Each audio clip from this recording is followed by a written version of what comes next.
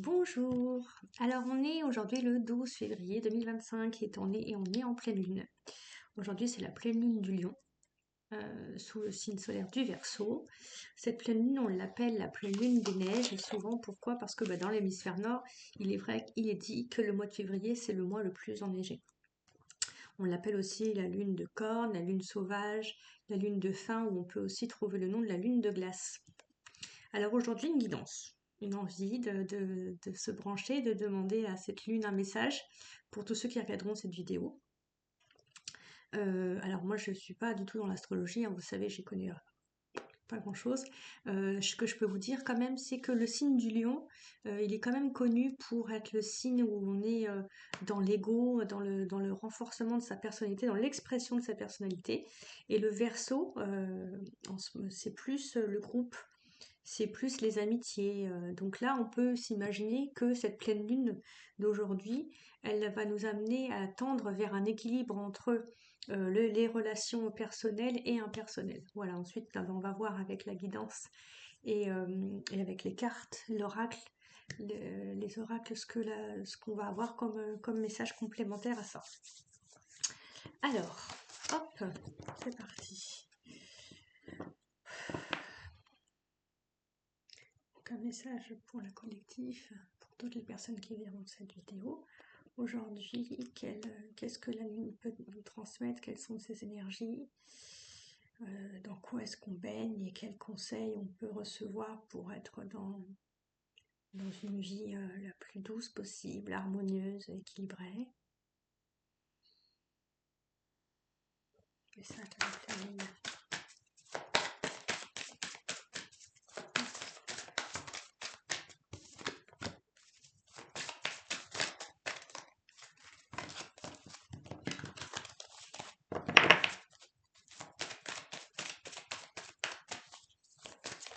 des fois, je me dis que je ferais bien de tirer les cartes avant et de commencer à filmer une fois que les cartes sont tombées. Alors pour l'instant, on a la carte du changement, la carte du courage et la carte du pardon. Ok. Je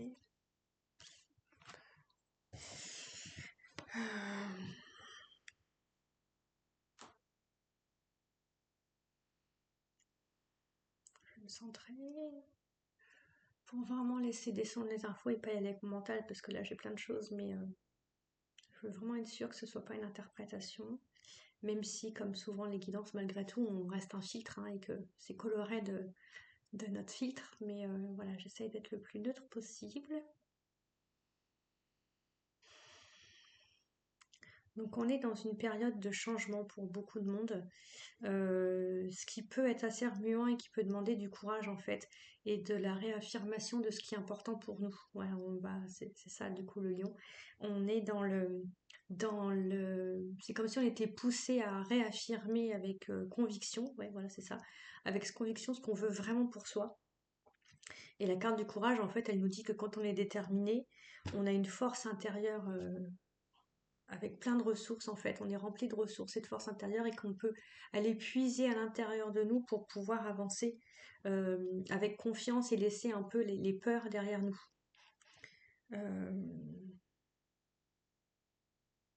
Parce qu'en fait, c'est comme si on était dans une période, on est dans une période de changement et de transition au niveau mondial, et chacun aussi dans sa vie personnelle. On est là comme si on était encore face à une croisée des chemins où où on a la possibilité vraiment de faire différemment. Alors là, c'est même plus qu'une possibilité, on montre presque comme si on avait, entre guillemets, pas le choix, parce qu'en fait, quelque part, c'est comme si on avait déjà posé ce choix de changement, et que là, on est dedans, en fait. Et ça remue, ou c'est pas agréable, ou alors c'est pas forcément comme on l'avait imaginé, et là, en fait, c'est en train de nous dire que c'est comme s'il n'y avait pas de hasard, et que ce chemin qui s'offre à nous, il est pas hasardeux, quoi. Il a quelque chose à nous apporter, évidemment. Et si on s'en sent pas, si on arrive, ouais, on s'en sent pas, ouais, la force, ou si on se sent perdu, il y a une invitation, comme souvent, à aller chercher à l'intérieur et avoir confiance, parce qu'en fait, si ça se présente, c'est qu'on a les ressources pour avancer sur ce chemin-là. Ensuite, il y a la carte du pardon. Et là, qu'est-ce que ça nous montre?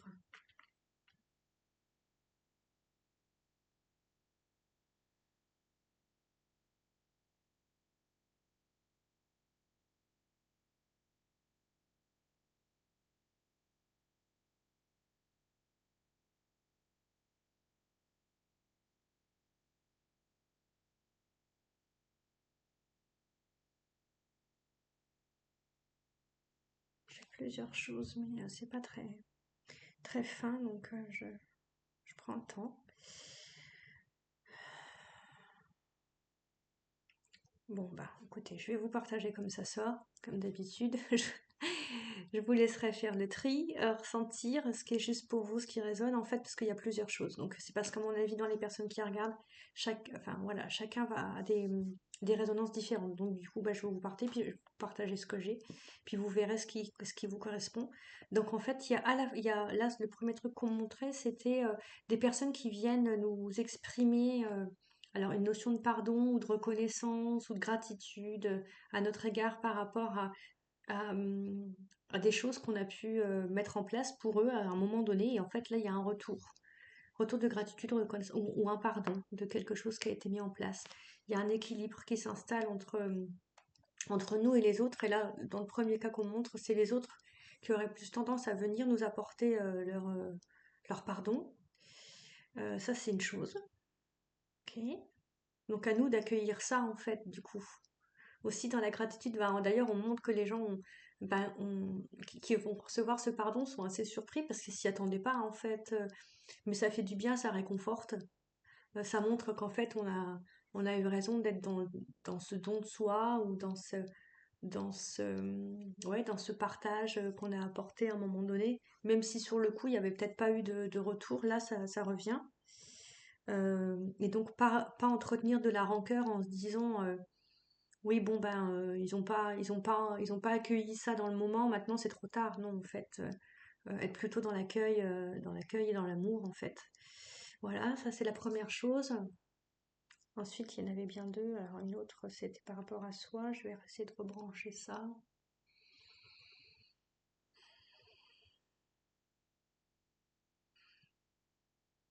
Alors là, c'est comme si on avait eu une période où en fait on avait eu des réminiscences, des flashs ou des retours sur le passé. Pour certains, vous avez revécu des trucs du passé qui sont remontés, ou vous êtes en train de vivre des choses du passé qui remontent, et puis il peut y avoir une notion de pardon à s'apporter. Alors à s'apporter à soi et à apporter aux autres en même temps. Il y a une espèce de rancœur qui est encore là. Et puis le message, il est en fait, il faut avancer, quoi. Parce que tant qu'on reste dans cette rancœur, c'est comme si on montrait qu'on avait un frein ou un élastique, vous savez, on avance, puis finalement, ça nous tire en arrière. La rancœur, elle génère ça. Donc, il y a une invitation à se dire, laisser vraiment le passé au passé et avancer, en fait. Voilà, continuer à avancer sans, euh, sans, sans revenir sans cesse sur ces blessures. Parce que quelque part, c'est comme si c'était déjà réglé, finalement, que le pardon avait déjà été accordé sur plein de niveaux, et qu'en fait, on croit que c'est pas, comment dire, que le pardon est pas fait. C'est comme si on pensait que le pardon était pas fait, et en fait, il est fait. C'est simplement notre mental qui s'y rebranche et qui va renourrir, enfin, et qui ramène le truc du passé, mais il n'existe plus, en fait. Donc, il n'y a pas besoin d'y revenir. Ouais, ok. J'espère que ce sera clair. On continue. Hop là, bah dis donc.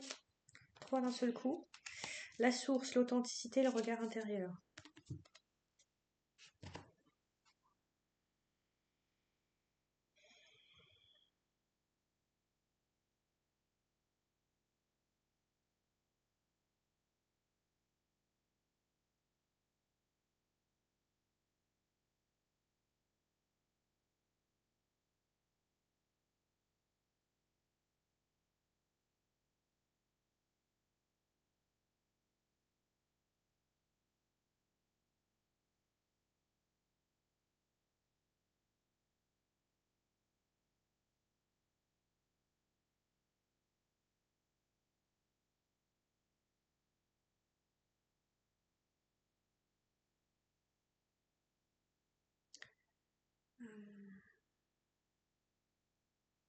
Alors là, ce que je vois, c'est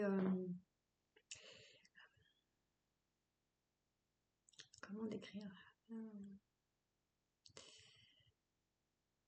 C'est comme si on était relié de manière assez forte là à une part de nous,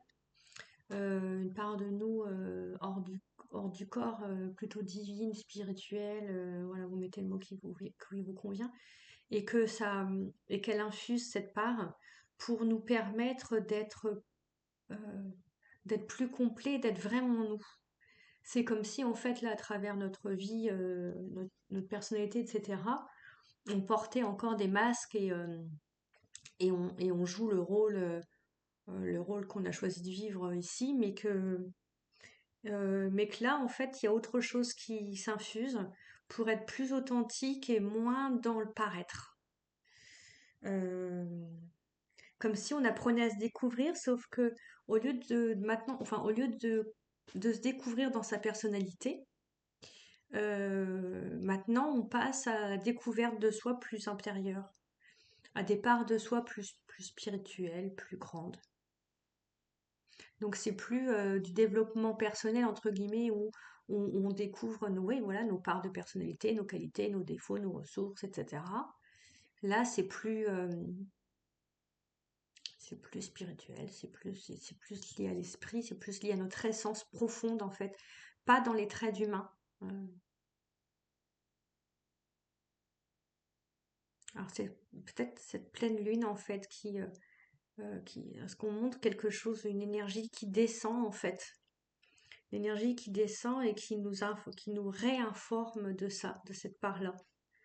À travers cette énergie qui descend, en fait, c'est comme un ascenseur, enfin, comme un lien en fait, qui nous montre, enfin, qui nous relie à cette autre part, du coup plus élevée, pas dans le corps et pas dans notre personnage, et ça descend en fait, et ça s'infuse et ça prend place. Ok.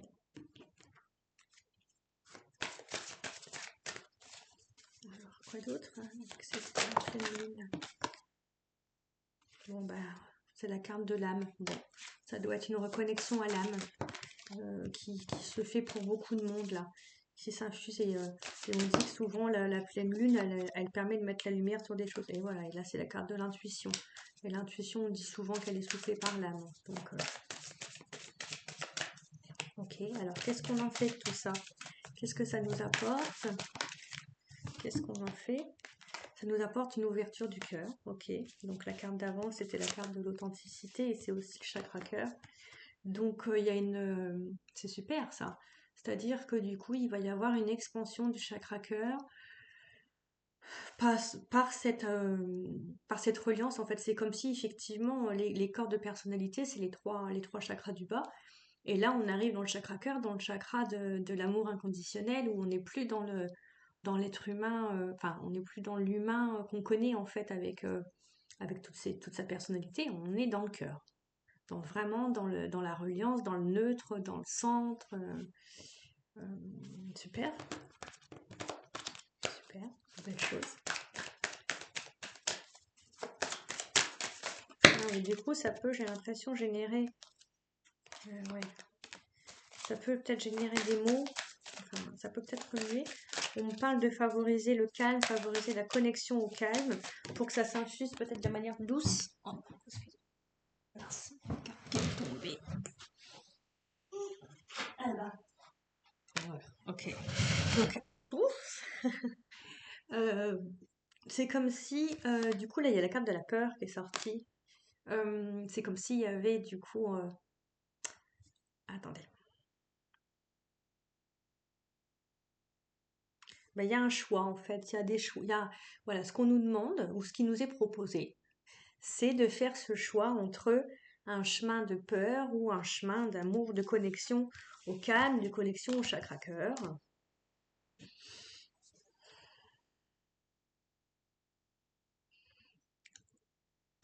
Il y a vraiment, c'est comme si c'est comme si le message là que je reçois, il est très rassurant. C'est comme si on nous disait, si vous êtes en ce moment dans des peurs, ouais, dans des questionnements de peur, dans des doutes, tout ce qui est lié à la peur en fait.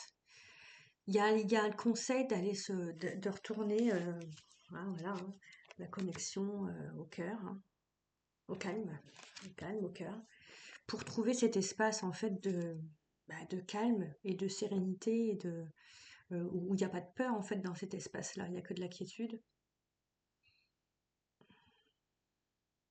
Ouais, parce que là, il y a des nœuds en fait au niveau de l'estomac, du plexus solaire. Ça tiraille. Enfin, l'ego, il est tiraillé en fait. C'est comme s'il essayait de garder sa place. Alors l'ego dans le sens où c'est moi, je, et que là il y a vraiment une invitation à sortir de l'égocentrisme et à être dans le partage. D'ailleurs, c'est ce que disait effectivement la pleine lune entre le lion et le verseau, où c'est une, pardon, excusez-moi, où c'est une notion d'équilibre eh ben, entre, entre soi, mais enfin le petit moi et le collectif, quoi. Enfin, et le nous. Le nous, l'ensemble, le sortir de son petit égocentrisme, en fait. Ouais, ouais, voilà, c'est ça, ça ramène à ça. Et du coup, pour le conseil, il est si on veut suivre ce move-là, parce que c'est l'invitation, et puis que ça amène à la paix, en fait, eh ben, il est de favoriser la connexion au calme. Donc, toutes les activités qui peuvent nous amener au calme, donc, bah, c'est sortir du faire pour se connecter à l'être. Donc, bah, à travers, par exemple, de la méditation, à travers des balades en nature, tout ce qui nous ramène vraiment dans le calme. Voilà, pour se relier à toutes ses parts, hein, du coup, à son intuition, à son âme, qui, elle, est plus reliée dans un équilibre plus grand que juste le sien, quoi. Ok, mais je m'attendais pas à ça comme guidance. Bon, je vais retirer quelques cartes pour voir s'il y a d'autres choses, et puis je m'arrêterai là, parce que j'ai l'impression qu'il n'y a rien de plus. Moi, je m'attendais pas à ça. Comme quoi, entre le mental et le réel. Dernier message, confirmation ou un complément, s'il vous plaît, par rapport à cette pleine lune et ces énergies. Nostalgie, ressourcement. Ok.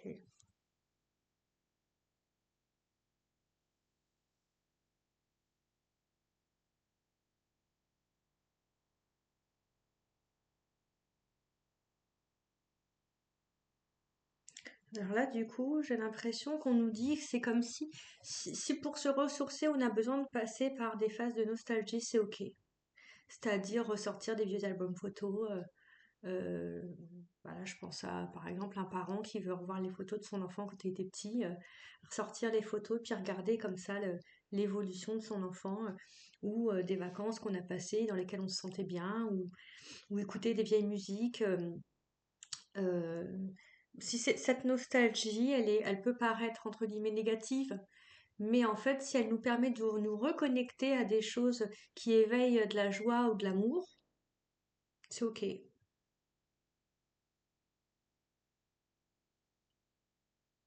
Peut-être que c'est si on n'arrive pas à trouver le calme qui nous amène dans la quiétude. Si on n'y arrive pas, si on ne trouve pas le temps, si voilà, si c'est vraiment la course, etc. Ben, peut-être que de passer par juste les souvenirs, se rebrancher par la mémoire à des moments agréables pour se ressourcer. Si on ne peut pas partir en vacances, qu'on a besoin de vacances, eh bien, visionner, hop, regardez vos anciennes photos de vacances et rebranchez-vous à ces moments-là. Si vous pouvez pas voir vos enfants qui vous manquent et que ce lien d'amour, voilà, regardez des photos des enfants ou rappelez-vous des scènes que vous avez passées ensemble. Et puis, c'est une manière de les réinfuser en soi, en fait. Oui, c'est ça. Ok. Bien voilà. Bon, ben, c'est terminé, hein. Ouais, c'est terminé. Bon. Ben écoutez, j'espère que ça vous aura parlé, que ça vous aura apporté des clés, un peu de lumière.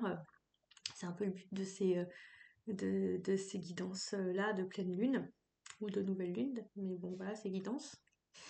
Ben, je vous laisse du coup liker la vidéo si ça vous a plu, mettre un commentaire Si vous avez envie de partager, ça me fait toujours plaisir de lire les retours. Et puis de partager autour de vous si vous pensez que ça peut servir à d'autres. Voilà, pour être dans le sortir de l'égocentrisme partagé, hein, comme ça nous l'a été soufflé. Et puis je vous souhaite plein de belles choses à venir. Euh, et puis voilà, je vous encourage tous à revenir à l'intérieur, à retrouver ce calme, à avoir foi en la vie. Parce que finalement, là, c'est des belles choses qui s'annoncent quand même si on est dans une période de changement qui demande du courage, hein, pour revenir sur le début de la guidance. Derrière, c'est pour revenir dans dans un équilibre qui nous apporte de la paix, l'ouverture du chakra cœur, donc des belles choses. Voilà. Belle fin de journée à vous et puis à bientôt.